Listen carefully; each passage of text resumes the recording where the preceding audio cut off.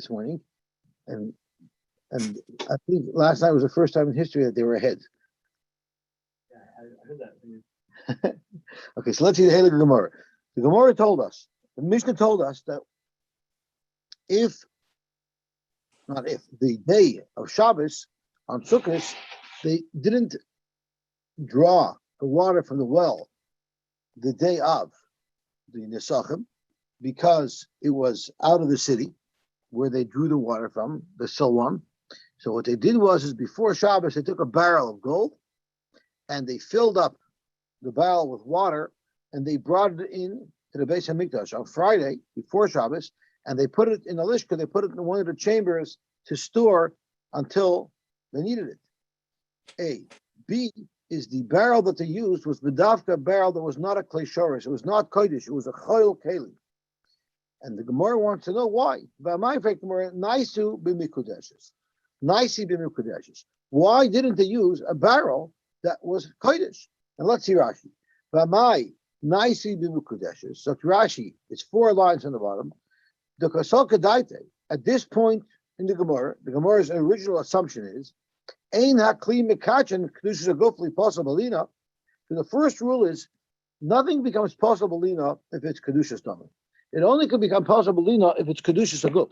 How does it get its kedushas aguf? By being in the klei sharis. When you place the water into the klei sharis, that's when it gets a kedushas aguf. So the Gemara at this point thinks that the water will not become kodesh kedushas aguf unless you have 2 components. You have 2 factors. A is elim kain daitoi shik tishenakli. The person filling it has to have a specific das that the keli should convey the kedushas aguf into the water. If he said, I don't want to be in kodesh now, let it be kodesh tomorrow, and they don't have to worry about lina. That will work. That'll prevent it. So that's the first assumption that the Gemara makes. The second assumption that the Gemara makes is oyim yeshba and yosy mikashir. We only need 3 lugan of water. What if we have more than the 3 lugan of water in this barrel? So once again, a ruin kli. They're not ready for the keli because the amount that you need for the nesachim are 3 lugan. You have more, so that also disqualifies the keli from being able to be mekadosh to water with kushus. Then the kli mekachem, and therefore the keli will not be mekadosh to water. In mekachem elo haroyu lahem. The keli is only mekadosh the amount of water that's royu to be in the keli, which means that the 3 lugan that's required for the nesachim.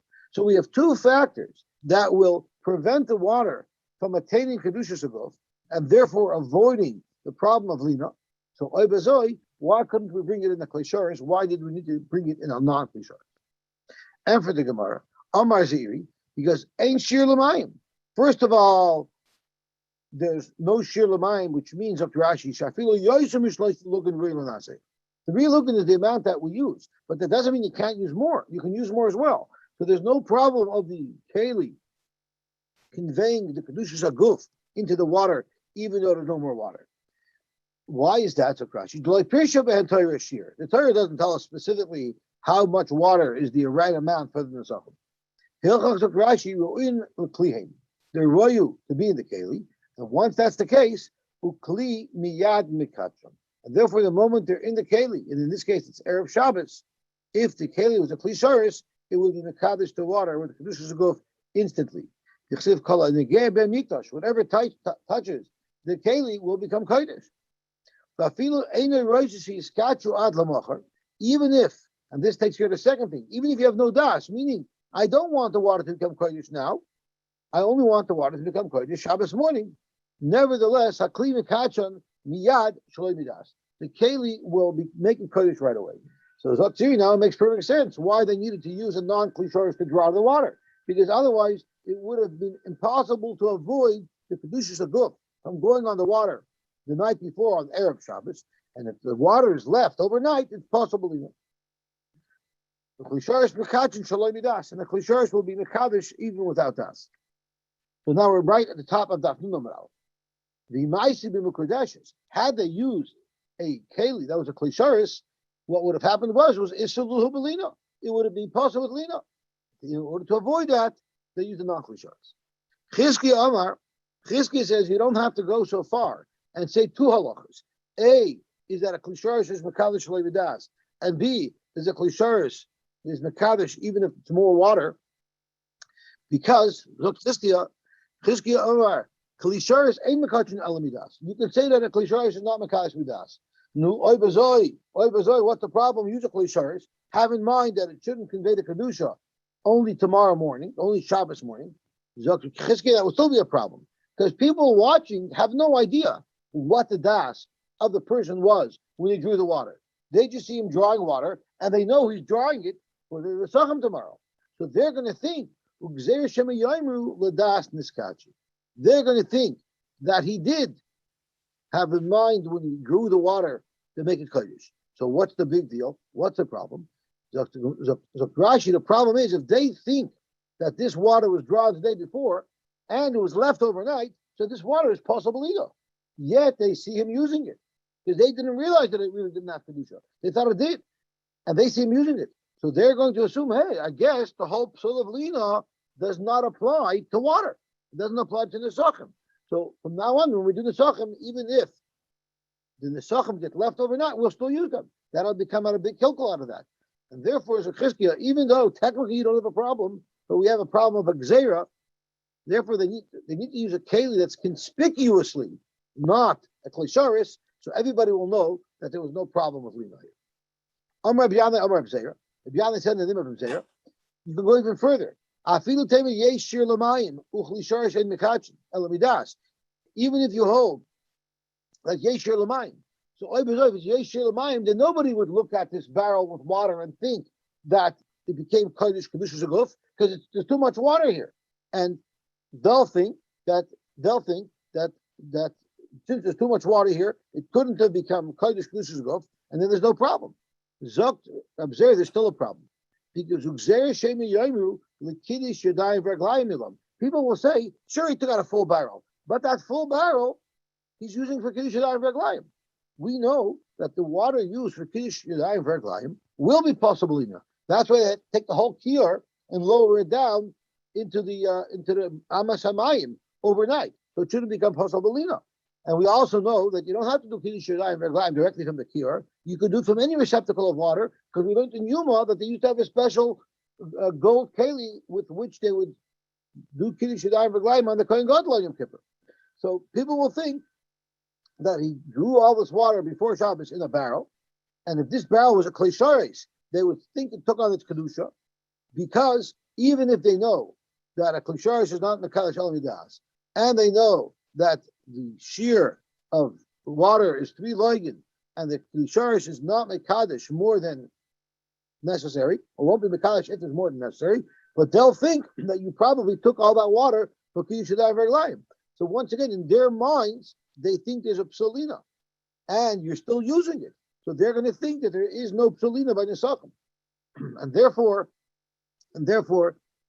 Chazal say, don't use anything that even remotely resembles a klisharis. Use a keli that's conspicuously not a klisharis, and therefore nobody will be concerned, and they'll have water that was not possible. So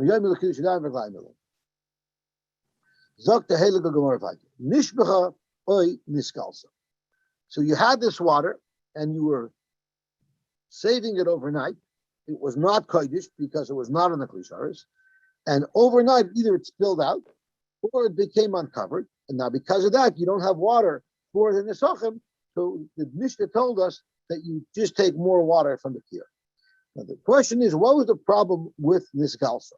So Rashi told us on the Mishnah, the problem with nisgalsa is maybe a snake came and injected its poison, its venom, into the water. And if you pour exactly 3 lugan of water, some of it might be displaced by poison, and then you didn't pour the right amount of nisach. That's what Rashi told us would be the problem of nisgalsa. Frek the Gemara, so why is that a concern? Just strain it. Pour the water through a strainer, and I'm going to show you soon, Zok the Gemara, that Rav Nechemiah holds that the strainer will extract the poison from the water. So therefore, Lema must listen to like Rav Nechemiah. Rav Nechemiah holds straining works clearly our Mishnah doesn't give that option. So let's bring a raya that our Mishnah holds that straining doesn't work and argues to Reb Nechemia. Where do you see Reb Nechemia holds that straining works to take the poison out of a liquid? The Tanya, we looked in the Braisa. Misanenes yesh ba mishum gilui. And Rashi told us what this misanenes was. Rashi told us if anybody ever saw a noodle strainer, after you cook noodles, you pour it into a pot that has a whole bunch of holes on the bottom that lets the water drain out and it retains your noodles. So what they used to do is they used to take that and put it over a pot. And then they would put nice spices into it. And then they would take wine, pour the wine into the noodle strainer, and the wine would slowly seep through the holes into the bottom pot. But as it did so, it would retain, it would absorb some of the taste of those spices that was in the wine. So the wine that ends up going through the strainer will be free of pieces, free of spices, yet it would have absorbed the taste of it. The name of this wine, Rashi tells us, was kunditon. If you look at the like about an inch and a half from the bottom of this parak's Rashi, it's called kunditon. So that's how they made kunditon, by using this strainer assembly. So Zok Reb Nechemia, misanenes yesh ba mishum gilui. If the Bryce is not Reb Nechemia, the Bryce says if you have a strainer and you find wine in it and it's uncovered, you're not going to be able to drink that wine because maybe there's venom here. Amar Reb Nechemia, but Reb Nechemia qualifies the halacha of the Bryce. He says as follows: Amasai, when do you say that if you find wine in the strainer that was uncovered, that you cannot use it? That's bisman shetachtonim magula. That's only if the bottom pot was left uncovered. Now, I described the case where you have the misanenes that's sitting on top of the pot. That would obstruct anything from getting into the pot. So if the misanenes was taken off the pot, and now you have the wine in the bottom pot, and the bottom pot was uncovered, that's when you say there's a problem of sakana, there's a problem of magula. But if the lower pot was always covered, for instance, that strainer was always on top of it, even though the upper pot was left uncovered, there's no problem of gilui. Why? The consistency of the venom of a snake is like a sponge. Whatever it is, it has more of a thicker consistency than the other liquid that it would be in. And therefore, it would end up floating up and staying in the strainer. It wouldn't get through to the bottom. So you can assume that the bottom pot is free of venom. So why here must you discard this water that you had from yesterday that was left overnight, even if it was magula, put it through a strainer and it'll be safe. Even if you want to say we're following the shita of Reb Nechemia, that a strainer can technically extract the poison from the liquid. A hedged, it's merely a question of safety. If you get the poison out, you can drink it. But is that covered to use as a carbon, as the sachim, that it was? Imagine a rat falls into a vat, and then you pull the rat out and then serve the wine to the king. It's disgusting to suggest such a thing. Reb Nechemia allowed to use that l'gvoya? The last line they have Nechemia, doesn't Reb Nechemia hold to the pasuk? Will you serve this? It's talking about something that's inferior to Navi. And the Navi says, are you going to serve this to your minister, to your king, maybe your president? Like your minister, your king, would you serve it to him? Will he become happy? Will he accept your offering? Will he like you because of it? That you served him something that's not appropriate for a king? That's what Hashem says. So you see that that when you give a carbon, you have to give something that's ready for royalty, and it's not appropriate once poison went in, even if you extracted it, that should be used for the nasach.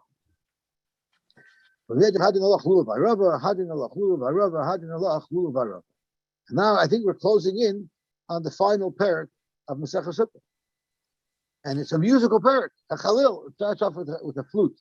Hachalil chamisha v'shisha. The Mishnah told us earlier that the Chalil you can use either 6 days or 5 days. And Rashi told us earlier that you cannot blow the Chalil on Yom Tov or on Shabbos. So therefore, if the first day of Sukkot was Shabbos, so the day of Shabbos and the day of Yom Tov are on the same day, then you have 6 days of Chalamoid that you can blow the flute. But if Shabbos was not on the first day, so then you lose the first day because it's Yom Tov, you lose whichever day is Shabbos, and you're only left with 5 days where you can play the Chalil. Zeh Chalil for Beis HaShev. I'm assuming a Chalil is a flute. That's what I always understood. Because Rashi is going to describe later that you play the Chalil, it was you were Makkah the Chalil. You hit the Chalil. So I never knew you hit a wind instrument. But I assume the hitting means as you're putting your fingers over the holes, you're sort of hitting. But we'll see Rashi later. Don't we have instruments playing on Shabbos in the Beis Hamikdash? Yes. Shabbos. So yes. why should this be different? Well, that's mamish what the Mishnah is addressing now. Zel hachalil so beis hashayeva.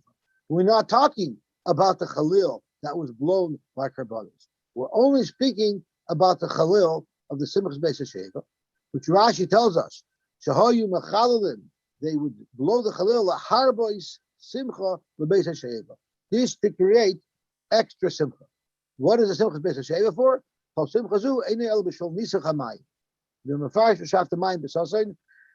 Rashi, so the Mishnah is actually telling us, in fact, they didn't play instruments that were like the Shabbos. And that's going to be the discussion of the end of today's Gemara and tomorrow's Gemara. But the Chalil that was used for the Simchas Beis HaSheva, that is not like the Shabbos.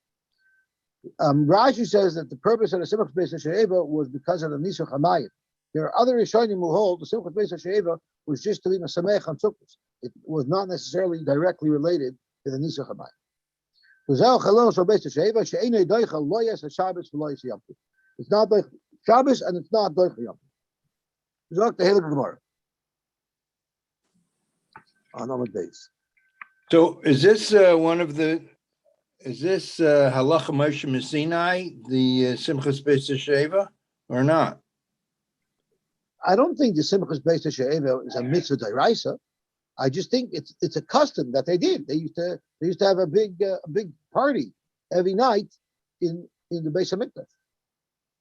I don't know. And Rashi says sources you're supposed to party. Does it specifically say you have to use a Chalil? No, you have to party. And we're going to soon see they had many instruments by the Simchas Beis HaSheva. They didn't just have the Chalil. So it's not considered an avodah then? No, it's definitely not an avodah. The Gemara is going to actually specifically compare it or contrast it with an avodah. So why did the Mishnah single out the Chalil? I'm not sure. Maybe when we learn the Gemara, it'll come out. I didn't even think of that question when I prepared, but maybe it'll come out clear. But I don't know, because there were definitely other instruments as well. So let's see the Gemara. Itmar, Rav Yehuda, Rav Eina. There's a machlokes Rav Yehuda and Rav Eina about what is the word. Actually, for Keret, a string instrument is more of a problem because you're going to fix it, right? Oh, your mom has been mechaven to Tosfos. We'll peek into Tosfos. Tosfos actually talks specifically about fixing string instruments, which we remember from Erevin, which is discussed. What do you do for tears on Shabbos? Do you tie it with a knot? Do you tie it with a bow? So that's a very good point. So we're going to have to peek into Tosfos because it'll be very relevant. So Idmar of Yehuda V'Ravein. What is the word? Is it Simchas Beis HaSheva or is it Simcha Chashuva? What is it called? Chatani Shayeva. One of them called it the Simchas Beis HaSheva, and one called it Simchas Beis Chashuva. The Chatani Chashuva. Amar Marzutra. So Marzutra commented on these two different Gersois in our Mishnah. Mandatani Shayeva loy mishtabish. The person who refers to the Simcha as the Simchas Beis HaSheva is not making a mistake. Mandatani Chashuva loy mishtabish. And there's good grounds to call it Chashuva. So you see that this simcha is connected to the she'ivas hamayim, so it should be called Simchas Beis HaSheva. Mitzvah chashuvahi. The mitzvah of Simchas Beis HaShe'eva is a very chashuv mitzvah. Ubasa mishisha shemei bereishis, because it involves the nesachim, which are poured into the shiti, which came from the sheishes shemei bereishis. Let's see the top Tosfos that gives us a little more insight into what the meaning of these words are. Chatani she'eva. Yerushalmi mefarish. In Yerushalmi, it's mefarish where the she'eva comes from, and it's not because we're drawing water. Rather, it's shebisham she'avim ruach hakodesh. That was a big source of ruach hakodesh. The Simchas Beis HaShe'eva was a source of ruach hakodesh. Shashchina shayra mitach simcha, because you get Ashras Shechina through simcha, and the simchas of Simchas Beis HaShe'eva was such a deep, strong simcha that it actually induced ruach hakodesh. The Chsiv says, "Vayhi kenagin hamenagin." When there was one of the kings was sad, and he had someone play for him, and when the player started playing, the olav ruach Hashem, that simcha that was induced by the enjoyment of the music led the person to have ruach hakodesh. Umaisi ubda the yain ben Amitai, and it brings the story of Ben Amitai. Shahaya me Oile Regalim. He was from the Oile Regalim. The Simchas Beis HaShe'eva Shor Shalav Shechina. When did Yoina Navi get his nevuah? By the Simchas Beis HaShe'eva, and it was induced by the happiness. So that's another meaning to the word Simchas Beis HaShe'eva. Zok to Helig Gemara. Tanu Rabbanim. HaChalil Doiches HaShabbos. Divrei Rabbi Yosy by Yehuda. Rabbi Yehuda holds that the Chalil is Doiches Shabbos. The Chachamim Oimrim Af Yom Tov Ein Doiches. It's not even Doiche Yom Tov. Rabbi Yosef, Machloikis B'Shir Shal Carbon. The whole Machloikis, where anybody might hold that the Chalil is Doiche Shabbos, is only by a share of carbon, which is the share of the Avodah, like David mentioned earlier. Rabbi Yossi suffer Iker Shira B'Kli. Rabbi Yossi holds that there's a mitzvah daraisa of Shira, and the definition of Shira is using an instrument. Therefore, since there's a mitzvah daraisa to say Shira, and you need to use an instrument to do that, then by definition, using the instrument is an avodah, and therefore v'doiches Shabbos. Exactly what David said earlier. If it's an avodah, it's doiches Shabbos. Rabbanan Savi, but the Rabbanan who hold that it's not doiches Shabbos hold ikar shir b'peh. The chiyuv of shir is to sing with your mouth, and it does not include an instrument, and therefore the lav avodah, using the instrument is not an avodah. It might enhance it, but it's not the mitzvah, and therefore vein doiches Shabbos. Aval shir shel shayeva. But the singing, the shir that we did by the Simchas Beis HaShe'eva, that's definitely not an avodah. Divra simcha, it's just a standard simcha. Ve'ena doiches Shabbos. That would not be doiches Shabbos. So let's see Rashi, the second Rashi Adamid. The shir shall carbon. The chalil hamaka lefnei mizbeach. The chalil that bangs before the mizbeach. So to use the word maka to describe a wind instrument is interesting. But I guess the maka is referring to you're tapping with your fingers on the holes to create the different notes. And I'm just guessing that's what it means. Because otherwise, what are you banging with the Chalil? Right? I thought it was a flute. I also thought it Okay, so Zok to Gemara, Zok Rashi weiter.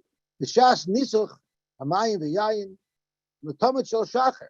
There wasn't only Nesachim on Sukkot, there were Nesachim other times as well. The Levim would stand on a special platform near the Mizbeach, and they would say Shir, and the flute was playing in front of them. There were 12 days of the year that a Chalil Maka Lufnei Mizbeach, that the Chalil would play before the Mizbeach. The only time they said shir by the Mizbeach was when they were using wine. The Gemara said, the Chalil that played by the Mizbeach, when they're doing the Sachim, that's where Nechlek Rabbi Yosy, Rabbi Yehuda Loimer Shudoich. So Rabbi Yosy holds Ikr Shira, Shakarbin, Sibor Ton, Shir Minatayra. The Ikr Shira that the carbon tzibur requires minatayra karein the Maseches Echen mekama the Christ. You know from several psukim there's a mitzvah of shir accompanying the carbon. The Sav Rabbi Yosy Iker Ashir Eino Ela Im Kain Chalil Maka Im Ashir. The Iker mitzvah is only if you have an instrument. It's not just the singing; it's the instrument. V'chein kinoris in the volume, like Duvi says, it wasn't just a Chalil; there was a whole orchestra. A kinar is a harp, and the volume, I believe, are drums. Hakoil Keminyan Hamafursham, like it's explained there in the Gemara in Erchin, they had a whole orchestra. I'm not sure why we were focusing on the Chalil. I guess because they used it on Sukkot, but they used other instruments as well. Zokt the Gemara, Rashi, that makes playing the instrument part of the avodah. Since the korban tamid is doicha Shabbos, therefore anything you need to do the korban properly is going to be doicha Shabbos. The Rabban hold ikar shir is bepeh. Halavim ayim mashir dvayim b'yayim. Halavim say shir every day. Koyin Hashem or tumloy b'rishon. Koyin Hashem umulu b'sheni. Dechen kulam b'Shabbos. She avshel the Chalil on Shabbos where you cannot use the Chalil. Ain't a doicha. It's not doicha. You do the shir without the Chalil. She ain't klei shir mitzvah. The mitzvah is not specifically using the keli; it's singing the shir. Now this machloikis actually impacts us nowadays because there's actually a machloikis if you're allowed to have music today. So there are those who say, the Rambam, for instance, says that you're never allowed to listen to regular live music, but someone singing, you're not allowed to listen to while you're drinking wine. The shas yain, which is because of the Ikashir Bepeh during the Nesachim. And there's a shaila if you're allowed to listen to recorded music. Rav Moshe is very machmer in this respect, and Rav Moshe holds that you're not allowed to listen to recorded music. You're simply not allowed to listen to music. I remember Rabbi Noble once spoke about it, and he said, listen, if you're driving and you're tired and the music will keep you awake, you're for sure allowed to listen to it. But many Achronim argue in Rav Moshe, and they hold that not live music that's recorded, you are allowed to listen to. And after the Kafir, Achronim would say nowadays where people are depressed, and for Hackner, for Bushevit, music is something that you're for sure allowed to listen to because it acts as a therapy almost. But there's a shaila about it. I don't know. Maybe then they allowed it as well.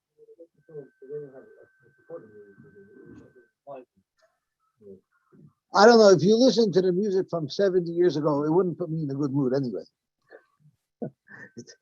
Today's music is much more The Taliban holds like Rav Moshe, I see. The Taliban don't allow music? In Taliban, or the Wahhabis, the mamish, the ultra orthodox. And you think Shira law should allow it? Look at that. I think the music from the 70s is herrlich music, and today's music is better. But you know what the real answer is? The real answer is they didn't have recordings. They didn't have a tape recorder back then. Oh, you said that. Sorry. Okay. I don't think I'm going to the problem listening to Polish radio. Yes, he was my cousin. You'd have to ask a rabbi about that. It was my cousin. Rabbi Shea was one of the originators of modern Hebrew music. Rabbi's son. Before that, it was all Kazumas.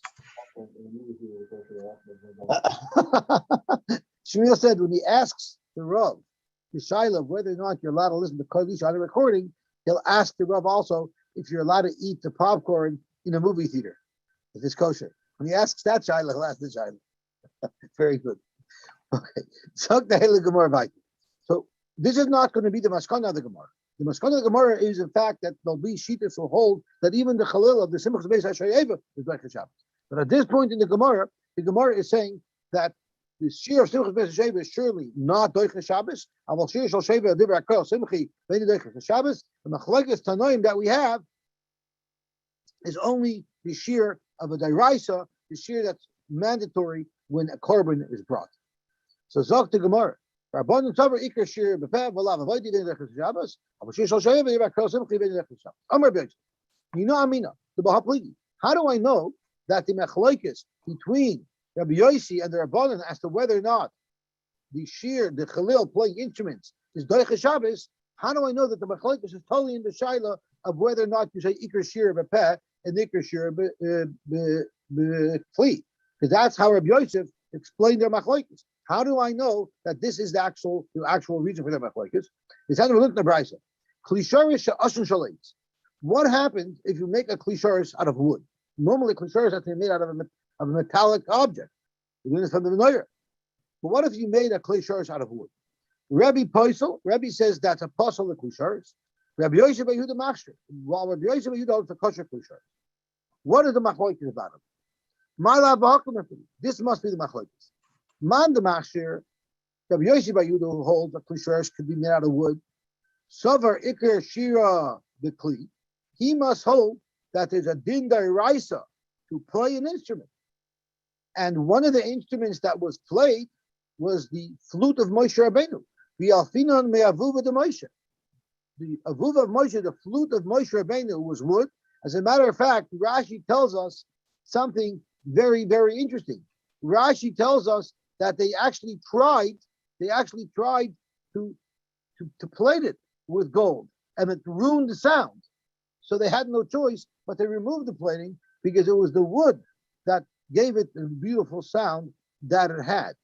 So Zokt Rabbi Yosef that this machlokes of whether or not a klisharis could be wood would depend on if ikar shir b'kli. If the ikar shir is b'kli, and we know that they used the wooden flute of Moshe Rabbeinu, so that would prove that a klisharis can be made out of wood.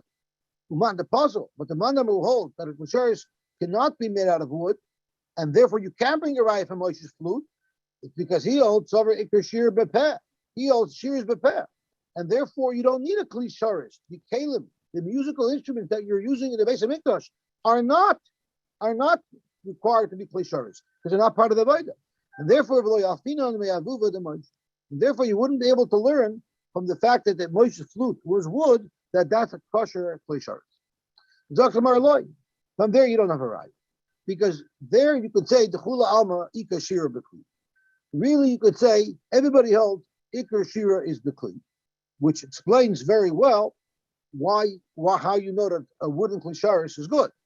But the mandam will hold that you only allowed to have a metal klisharis, and you don't bring a raya from the flute of Moshe Rabbeinu, is because v'halcha b'danin efsher mishi efsher from Italy. When you have an impossible situation like the flute of Moshe that had to be wood because otherwise it wouldn't play well, and you bring a raya from there to other klisharis that you could make out of metal. So that is what the machlokes is. Man the Machshir. The mandamer who holds that a klisharis made out of wood is good, and you can bring a raya from Moshe's flute, is because he holds done in efsher mishi efsher. He holds that just because other kelim can be made out of metal, you'll still learn them out of the flute of Moshe, even though by Moshe's flute they did not have an option. Man the puzzle, but the mandamer who holds that you're not allowed to use a wooden keli for klisharis, sover done in efsher mishi efsher. He holds you can't bring a raya from Moshe's flute.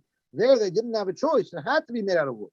But every other klisharis has to be made out of the metal. Or maybe there's another way we can deflect the raya from this machlokes, and we can say the chula alma ikar shira b'peh.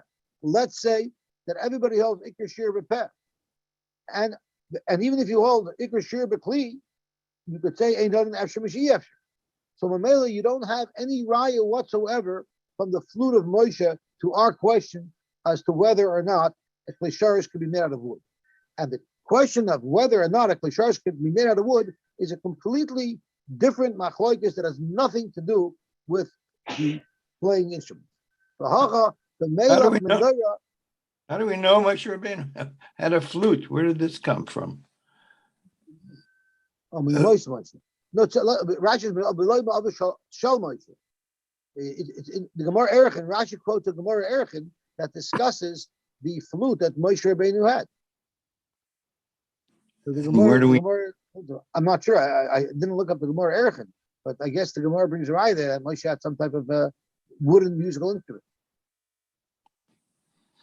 So, I mean, it's definitely not mafurish in the Torah. I don't know if it's mafurish anywhere, but maybe it's mentioned elsewhere in Novi. Rashi doesn't say that. Rashi just says in the emotion. But if you look at Rashi, ain't done in Efsher Mashi Efsher, it says Hilchach Yalfinin Mimino Yalfinin V'loy Me Avav Shel Moshe. So that might mean Avav of the time of Moshe, or it might mean Avav of Moshe itself. I don't know. Talking about The the- earlier Our scroll Rashi, says it's Moshe, from the time of Moshe. from the time of Moshe. Maybe it wasn't actually Moshe's flute, but it was a flute that was around from the time of Moshe. Then. So now Zok the Gemara, the source of the machlokes, the reason for the machlokes, as to whether or not a klishos can be made out of wood or not, is a very, very yesodistic machlokes all over Shas. So it's kedai to understand this. The Gemara says as follows: machlokes is v'hacha b'melech menorah v'chloli uprati ay b'ribu miut. There are two approaches to deciphering the Torah when there's a klal and a prat. There's the klal prat or klal method, and there's the ribui miyat ribui method. And the Gemara is going to elaborate. That's what they're arguing about. Rabbi Darish klal uprati. Rabbi Darsh's klal pratim, which always leads to a more limited option, a selection of options. Rabbi Yehuda Darish ribui miuti, which allows a much greater selection of options. And let's elaborate. Rabbi Darish Kol Yuprat. It says in the pasuk Vasisa Menorah, build a menorah. That's klal, because build a menorah. It doesn't specify what material the menorah is made out of. Then it says Zohav Tar. That's very specific as to what the menorah should be made out of. Prat, and then Miksha Teyasa Menorah. It just should be made chopped out, carved out, but it doesn't specify the material again. Because of a color. So klal, prat to klal, if you have a klal, prat to klal, i'atadon elokena prat. You could only include things that are similar to the prat. Ma prat mefor shel matchis, just like the prat is a metallic, it's zov, of course for matchis. And Rashi elaborates. And Rashi says the approach of klalu prat is when you have a klal, the sisa menoyas, and then it says zahav tar, we learn that the prat is telling us what the klal refers to. So when you learn the prat of Zav Tar, it's telling us that the only meaning, it completely defines and limits the meaning of menorahs to meaning Zav Tar. So once you finish the prat, the only thing that's allowed is Zav Tar, period. Now that you have another klal that broadens your mind a little bit, it tells you add additional things. But where's our starting point? Our starting point is Zav. Therefore, even though the second klal is being marred by other things, it's only marred by things that have similarities to the prat. And what are those? Ma prat before shal matchis, of kol shal matchis. And therefore, a klisharis, we learn out of the klal prat, the klal from menorah, it can only be made out of metal. Rabbi Yosy bar Yehuda Darish, Ribui Mayute. He has a completely different approach to darshaning such a sequence of psukim. And he darshans of Asisa Menorahs, Riba, which is marba everything. Zavtar Miyat takes away a little bit. And Miksha Teyasa Menorah Chazav Riba. So his approach is that when you have the prat of Zav, it doesn't define the klal of menorah. It's not saying this is what it means. It's just limiting it a little bit, but it's not defining it. And therefore, when there's another ribui afterwards, miksha teyasa menorah, it's much, much more inclusive. And therefore, he dashens riba umiyot for riba akoil. That would include any material. It will include any material. My Rabbi Kalmili, any material, even wood, my miyat, but there is still a miyat that's telling us that something is not appropriate to be used for klisharis. So Gemara miyat shal cheres. As Zoivite, it says that a kli cheres you wouldn't be able to use as a klei avoda. It wouldn't be able to be a klei avoda kli cheres, but everything else would be allowed. And therefore, we have a machlokes as to whether or not you can use wood to make a chalil. So let's have a look at this Tosfos because it draws upon what instruments they had and how many and how it was relevant. Now, just keep in mind that on Amar Aleph, the Gemara is going to slug up Rabbi Yosy, and the Gemara is going to say that everybody agrees that for the karbonis, the shear bechli was doicha Shabbos. The machlokes here is by simchas beis hashayeva. That's what the Gemara is going to change to. So let's see the Tosfos. Rabban Savri ikar shear b'peh. Tamer fektoy. The Perek HaMotzei Tefillin, in Perek HaMotzei Tefillin, Tanan we learned Koshrin Nima B'Mikdash, which is what Dovi was referring to.